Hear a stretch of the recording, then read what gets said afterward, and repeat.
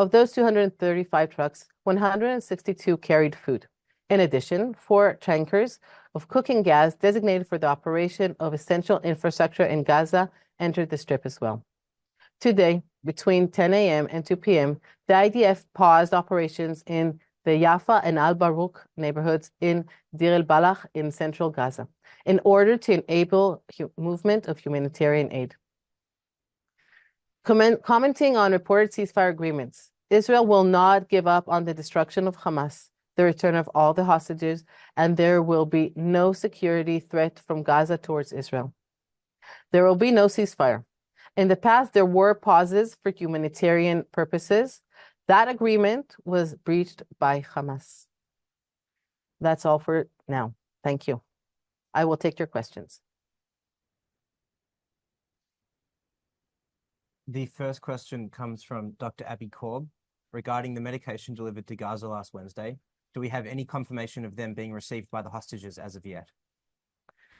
Unfortunately, we have not received promised evidence that the medicine was received. We urge all involved in the agreement to insist that the evidence will be provided.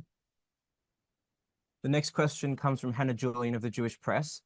The first question is, can you confirm a report that the government has offered a 4-stage hostage release deal to Hamas that includes a ceasefire of at least a month and releases of more than 3 incarcerated Palestinian terrorists for each hostage freed?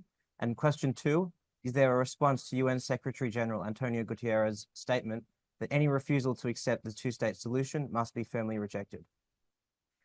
For the first question is, I cannot elaborate on agreements that are being held and the conversations that are being held behind the scenes. What I can say is that we must have all the hostages back home, and we're doing everything possible to maintain that goal, which is the highest and the most important one that all the citizens of Israel feel, and of course the government of Israel as well. So that being said, I cannot elaborate on the details, but this is what we want and what we will achieve. Regarding the second question, I cannot go into that, but later we can give you a full comment and we'll get back to you on that. Okay, so that's all we have for today, and tomorrow we'll have another briefing. Thank you.